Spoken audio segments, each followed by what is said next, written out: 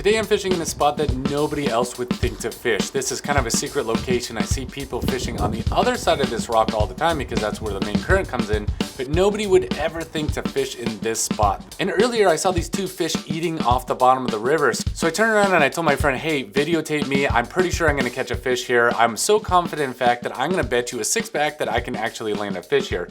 Of course, he thought it was crazy, so he started filming with no expectation whatsoever of me catching a fish. And I'll admit, the first couple of casts wasn't very encouraging. I know the fish were in there. They were eating on little blueing olives on the bottom. I don't think a dry would like get him there. You got him.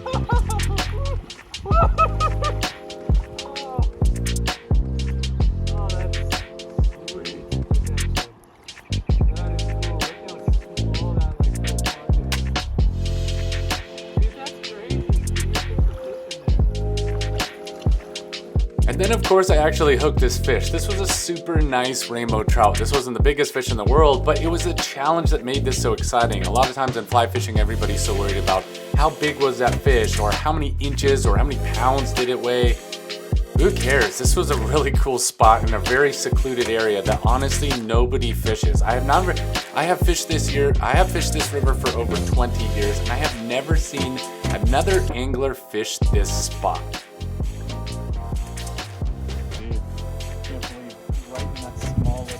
Small little tiny hole. That's technical. Like that drift. How many drifts are we making there? Like 12.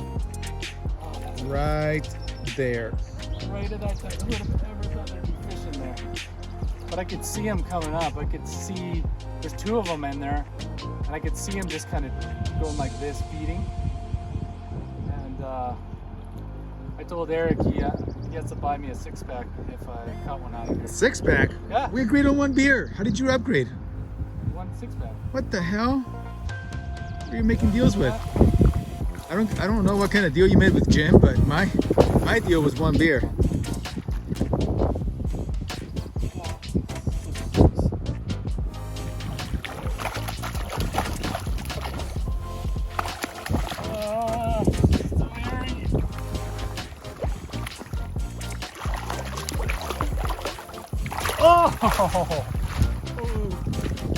Oh, dude, that's, you know what? Look at the size of this fish compared to like the size of the hole that he was sitting in.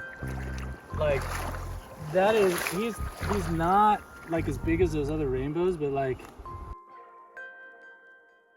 what he was sitting in. Just beautiful. Very pretty. This was just a really cool fish to catch because it was a secluded spot. People normally wouldn't fish here, so hopefully you learned a little bit about where to fish and some of the areas that fish hold. Look, when fish are feeding on dry flies, they move into the skinniest, slowest water that you can imagine. A lot of people walk right through that and just bust them out, and then they don't actually catch any fish because they've already spooked them out. And in case you've ever wanted to fish this river, I have good news and I have bad news. It has a lot of fish. It also has a lot of fishermen. This is not the type of river you can just pull up to and find fish. You have to know where to go, and you have to know what flies to use. So having all that experience really paid off. Nice job, Dr. Fish. Your turn. And then it seemed throughout the day that people kind of get tired of their spots and then they would move. We'd pull in right behind them. We'd catch fish as though those fish were never fished for in the first place. We just started catching more and more fish, and including this gigantic rainbow. I don't know if you can see the size of the fly on there. Look how tiny that is. That's a rainbow.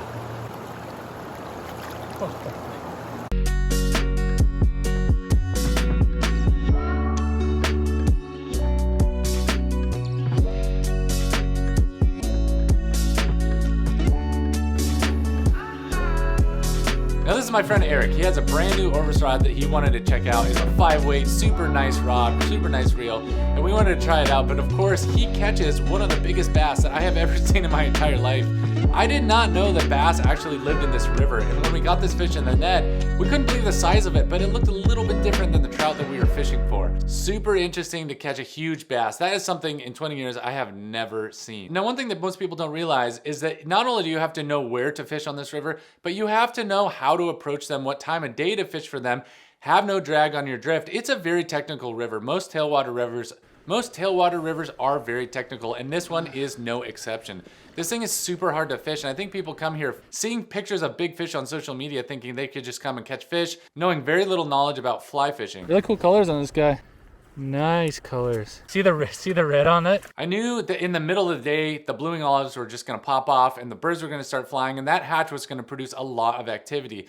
Now, the size of flies that we were using were actually super small. I mean, we were using size 22s, 24s, the smallest of the small. I mean, such small flies, they don't even sell this small. Now, the small size of these flies that we were using, they don't even sell in the fly shops. That's a monster. That's a monster. Jeez. Oh. Ow! I knew that was gonna happen. I custom tie these on my own fly tying bench just for this trip, just for this river. I have an entire box of flies that is made just for fishing this river during this month because I like fishing it so much. And it took us a while to kind of get our headings and get out of the crowds, but as these crowds started to leave, especially later in the day and the guides went off the river, this place just lit up and both Eric and I were catching fish after fish. Another thing that I never realized is how many rainbows are in this river. This is traditionally a brown trout river. Only brown trout are found in this river. I have never really caught more than 1 or 2 rainbows ever. It seemed like every other fish that we caught was a big rainbow though, and there are some huge rainbows that we lost.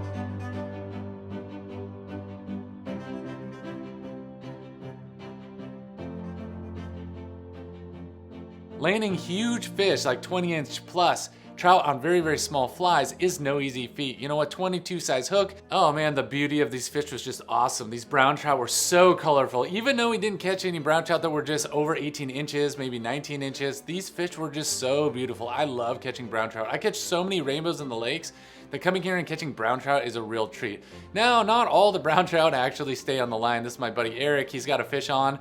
And all of a sudden, it just looks like that fish just like literally melts off his line. Watch this. Man, you're getting old. Your elbows are hurting.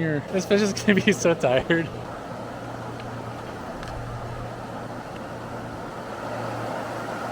What happened? Let's go back at it again.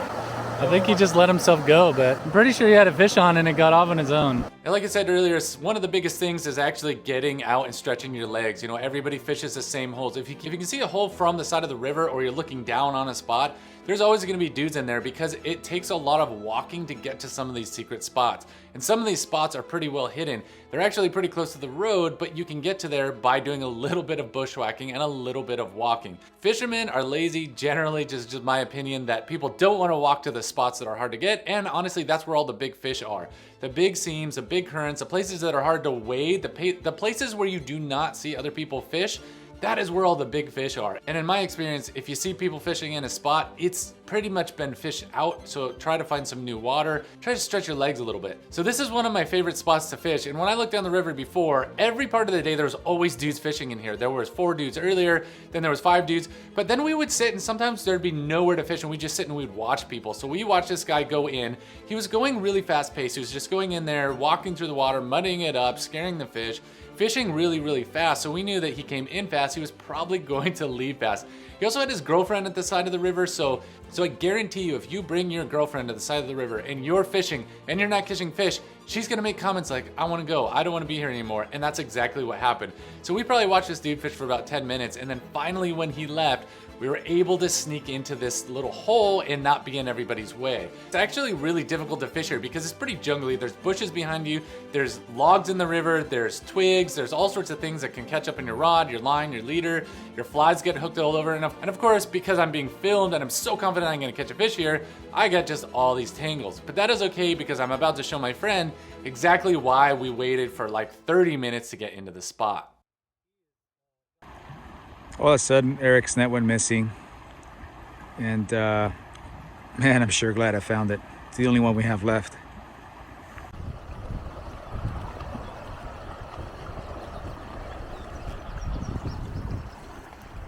Look, they're covered in this shit. It was right on the water, right up against the bank. It was stuck in a weed. You know how lucky I am? You're very That lucky. didn't float. If it floats down there, I can't get it. No, we're done. Can you put it on my... let's rinse it off first. That looks like... Oh, that's okay. It goes in my gloves. Ah, nasty. I didn't want to...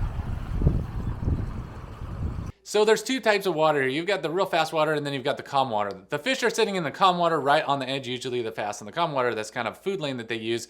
Now, when you're catching a big fish on 6X tippet, it is very, very difficult to land them. You have all sorts of obstacles in the way. So when you're watching me land this fish, it is actually a lot more difficult because it's easy not only to snap the fish off if you pull and he pulls at the same time, but secondly, it is very difficult not to have that fly pop out of his mouth. And we had that happen over and over and over on this trip. So when I'm landing this fish, it may look like I'm just kind of finessing him, and that's because I am. I'm trying not to make that fish, I'm trying to make sure that that fish is not being heavy-handed and actually have the fly pop out of his mouth. So even if you go to these spots and you know these real well and you're hooking fish, in this fast current, especially if they go on the opposite side into the fast water where it's really dangerous to wade, you're probably not gonna land him. So actually getting him in the right direction, putting his head in a place that you want and actually steering him where you want him to go is actually a lot harder than it looks. Good 20 incher maybe.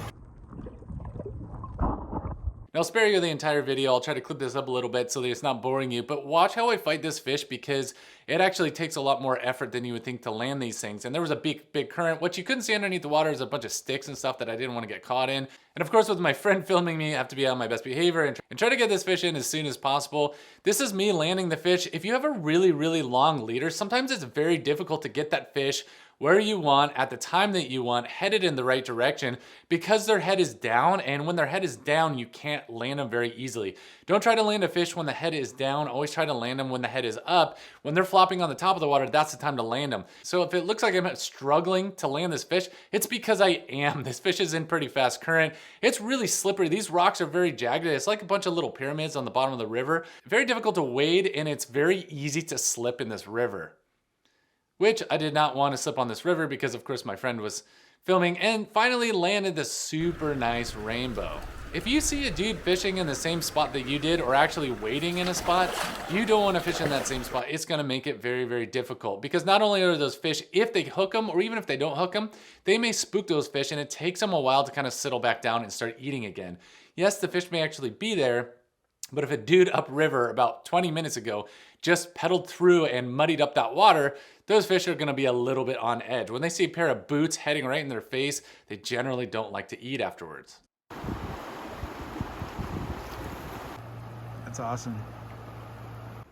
And it was nice to land that nice healthy brown trout, and it was a really nice fish to finish the trip. If you like this content, hit subscribe. And if you fished this river before, please don't comment below because I don't want more people fishing here. This place has gotten so crowded over the years. Fished this river for a very, very long time, and it used to be one side of the river was plugged up. Now both sides are plugged up with fishermen. So we'll keep the name of the location of this river to ourselves. Thanks for watching. See you in the next video.